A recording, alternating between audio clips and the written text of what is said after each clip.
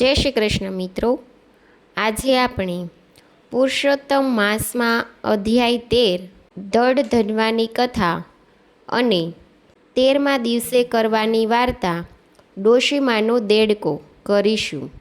અધ્યાય 13. સુત પુરાણી બોલ્યા, હે મુનિશ્રેષ્ઠો, હવે હું તમને રાજા દેડ ધનવાની કથા કહું છું, તે સાંભળો. હેહય દેશનો રાજા ચિત્રધર્મા હતો. તે ઘણો પરાક્રમી અને બુદ્ધિમાન હતો. તેને એક પુત્ર હતો, તેનું નામ દેડધન્વા હતું. તે સર્વગુણોથી યુક્ત હતો, સત્ય વાણીવાળો, ધાર્મિક અને પવિત્ર કાર્ય કરવાવાળો હતો. તે ચારે વેદોનો જાણકાર હતો. તે એક વખત સાંભળ્યા પછી બધું યાદ કરી લેતો હતો. પોતાના ગુરુને ત્યાં શિક્ષા પ્રાપ્ત કરી ગુરુ દક્ષિણા આપી તે પોતાને ઘેર પાછો ફર્યો હતો. પોતાના પુત્રને જોઈને તે રાજ્ય કારભાર સંભાળી શકે તેવો શક્તિશાળી બનેલ છે તેમ વિચારી રાજા ચિત્રધર્માએ એકવાર દડધન્વાને વિચાર આવ્યો કે હું સર્વ પ્રકારે સુખી છું તેનું કોઈ અગમ્ય કારણ હોવું જોઈએ. મેં એવું તે કયું વ્રત, તપ, પુણ્ય કે દાન કર્યું હશે કે જેના પ્રતાપે આજે હું આ સુખ ભોગવી રહ્યો છું? આવા વિચારોમાં તે ઘણીવાર ખોવાઈ જતો. પ્રભુ સ્મરણમાં હવે પછીના દિવસો ગાળવા વિચાર્યું. તે પુત્રને રાજગાદી સોંપીને પુત્ર ઋષિના આશ્રમમાં જતો રહ્યો, જ્યાં નિસ્પૃહ તથા નિરાહાર રહી તપશ્ચર્યા કરવા માંડી. કેટલો કાળ તપ કરી છેવટે તે શ્રીહરિના ધામમાં ગયો. દેડધન્વાને પોતાના પિતાના મૃત્યુની જાણ થઈ એટલે તેણે પિતાની સર્વ ક્રિયાઓ વિધિપૂર્વક કરી અને પુષ્કળ દાન કર્યું. તે નીતિપૂર્વક રાજકારભાર ચલાવવા લાગ્યો. વિદર્ભ દેશની રાજકન્યા સાથે તેના વિવાહ થયા. તેમને ચિત્રવાક, ચિત્રવાહ, માણિમાન તથા ચિત્રકુંડલ નામના 4 પુત્રો અને ચારુમતી નામની પુત્રી થયા. દ્વારક એક દિવસ દેડધન્વા સવારે ઉઠી નિત્યકર્મથી પરવારી ઘોડા ઉપર બેસીને વનમાં અંગરક્ષકો સાથે શિકારે ગયું. તેણે એક મૃગને બાણ માર્યું. આ મૃગ બાણ સમતે ત્યાંથી દોડી ગયું. તેનો રાજાએ પીછો કર્યો. ઘણી શોધખોળ કરી પણ તે મૃગ રાજાની નજરે ન ચડ્યું. આથી રાજા નિરાશ થયો. મધ્યાહનનો સમય થતાં રાજા અકળાઈ ગયું અને તરસ લાગતા તે એક સરોવર પાસે પહોંચી ગયું. ઝાડના થડે ઘોડાને બાંધીને રાજાએ પોતાની તૃષા छिપાવી. પછી તે એક ઝાડ નીચે જઈને વિશ્રાંતિ લેવા બેઠો. આ સમયે રાજાએ એક પોપટને બોલતો સાંભળ્યો. તે કહી રહ્યો હતો, હે રાજા, તું સુખ ભોગવવામાં મસ્ત બની ખરા તત્વને ભૂલી ગયો છે. જો તું ખરું તત્વ નહીં સમજે તો પરમાત્માને કેવી રીતે પ્રાપ્ત કરી શકીશ? પોપટની આવી વાણી સાંભળી દડધન્વા વિસ્મિત થયો. તેને લાગ્યું કે પોપટ રૂપે શુકદેવજી તો મને ઉપદેશ નથી આપી રહ્યા ને? તેમની સાથે તે પોતાના નગરમાં આવ્યો ને? તે વિચાર મગ્ન હતો. ત્યાં તેમના અંગરક્ષકો આવી પહોંચ્યા. રાજમહેલે આવ્યા છતાં પોપટના વચનો તેને યાદ આવવા લાગ્યા. તેણે ભોજન કર્યું નહીં અને સૂતો છતાં વિચારોના વમળમાં પડ્યો રહ્યો. તેને ઊંઘ ન આવી. રાજાની આ હાલત જોઈને રાણીએ પોતાની પતિને પૂછ્યું, હે સ્વામીનાથ, આપ આટલા બધા હતાશ અને સૂનમૂન કેમ થઈ ગયા છો? આપને માનસિક શું દુઃખ છે તે મને કહો, જેથી તે દૂર કરવા પ્રયત્ન થાય. રાજાએ કોઈ પણ આગળ કંઈ પણ ખુલાસો ન કરતા.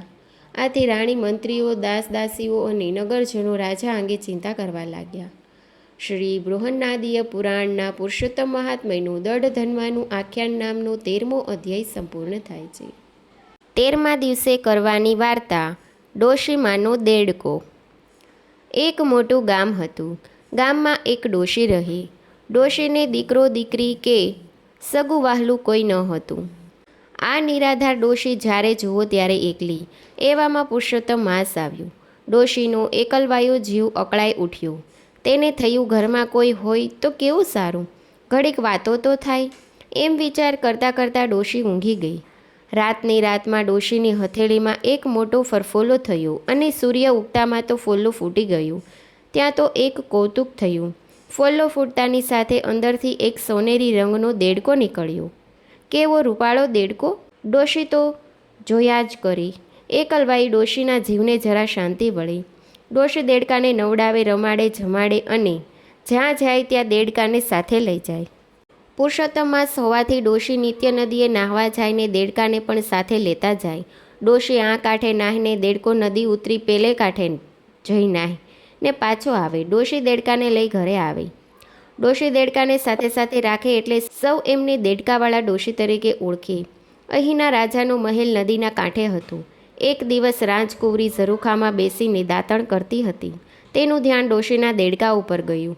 ડોશી નદીએ નાહવા બેઠા દેડકો કૂદીને પાણીમાં પડ્યો અને તરતો તરતો સામે કાંઠે ગયો. રાજકુંવરી આ બધું જોતી હતી. એટલામાં તો દેડકો એક મોટા પથ્થરની પાછળ ગયો અને પોતાનું ખોળિયું ઉતારી મનુષ્યનું રૂપ લીધું. નદીમાં નાહી ધોઈ પછી ફરીથી પાછું દેડકાનું ખોળિયું પહેરી તરતો તરત ડોશીમાં પાસે ગયું. ડોશી નાહી ધોઈ ખેતર ખેડી કથા વાર્તા સાંભળી દેડકાને રમાડતા રમાડતા ઘરે લાવ્યા. આ જોઈ રાજકુંવરી તો નવાઈમાં ડૂબી ગઈ. તેના આશ્ચર્યનો પાર રહ્યો નહીં. ફરીથી બીજે દિવસે તે ધ્યાનથી જોઈ રહી. દેડકાએ પાછું મનુષ્યનું શરીર ધારણ કર્યું. કેવો અદ્ભુત દેહ! આવો દેહ તો કોઈ રાજકુમારનો પણ ન હોય. રાજકુંવરીએ મનમાં વિચાર્યું કે ચોક્કસ આ કોઈ દેવાંશ દેહ છે. તેથી તેણે રાણીને વાત કરી. બા મારે લગ્ન કરવું છે. હા બેટી, તારા માટે તારા પિતાજી કોઈ સુંદર રાજકુમારની શોધમાં જાય છે. રાણીએ કહ્યું. ના બા, મારે તો પેલી દેડકાવાળી ડોશીના દેડકા સાથે જ પરણવું છે, કુંવારીએ કહ્યું. આ વાત સાંભળી રાણીની ચિંતા થઈ.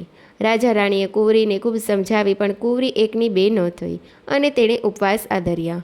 કુંવરી કહે, મને દેડકા સાથે નહીં પરણાવો તો હું મારા દેહનો અંત આણીશ. છેવટે રાજા રાણીએ ડોશીને સંદેશો મોકલ્યો કે મારી કુંવરીને તમારા દેડકા સાથે પરણવું છે તો જાન લઈને રાજમહેલે આવો. ડોશી કહે, આ શું કહો છો? મારો દેડકો ક્યાં અને તમારી કુંવરી ક્યાં? મારી ઝૂંપડી ક્યાં અને તમારો રાજમહેલ ક્યાં? અને હું પૈસા ક્યાંથી લાવું? રાજાએ લગ્ન કરાવવા માટે ડોશીને જોઈએ તેટલું ધન આપ્યું. ડોશી તો ધામધૂમથી દેડકાને પરણાવવા નીકળી. દેડકા સાથે રાજકુંવરીના લગ્ન થઈ ગયા. રાજકુંવરી પરણીને ડોશીની ઝૂંપડીએ આવી. ડોશી બહાર ગયા હતા એટલે લાગ જોઈને રાજકુંવરીએ દેડકાને કહ્યું, નાથ, હું તમને બરાબર ઓળખી ગઈ છું. હવે તમારું દેડકાનું ખોળિયું તજી દો અને મનુષ્ય દેહ ધારણ કરો. હું કાંઈ ગાંડી નથી કે દેડકાને પરણી. સમજ્યા? દેડકો બોલ્યો, કુંવરી, જાણે અજાણે પણ તમે પુરુષોત્તમ માસના ઉપવાસ આદર્યા છે, તેથી હવે હું તમારી ઈચ્છા પૂર્ણ કરીશ. જો તમારા મા બાપ એક યજ્ઞ કરે તો હું તે વેળા મનુષ્ય રૂપે તમારો સ્વીકાર કરું. ત્યાં તો કુંવરીએ રાજાને બધી વાત કરી. રાજાએ યજ્ઞ આરંભ્યો. રાજકુંવરી અને દેડકો પણ ત્યાં હતા. યજ્ઞની પૂર્ણાહુતિ થઈ ત્યાં તો દેડકાએ પોતાનું ખોળિયું તજી દીધું અને તેમાંથી સાક્ષાત ભગવાન પૂર્ણ પુરુષોત્તમ રૂપે પ્રકટ થયા અને રાજકુંવરીને વર્યા. આકાશમાંથી પુષ્પવૃષ્ટિ થઈ. દેવ દંદુભી વાગ્યા. બધા ભગવાન પુરુષોત્તમ નારાયણનો જય બોલી ઉઠ્યા. ડોશીના આનંદનો પાર ન રહ્યો.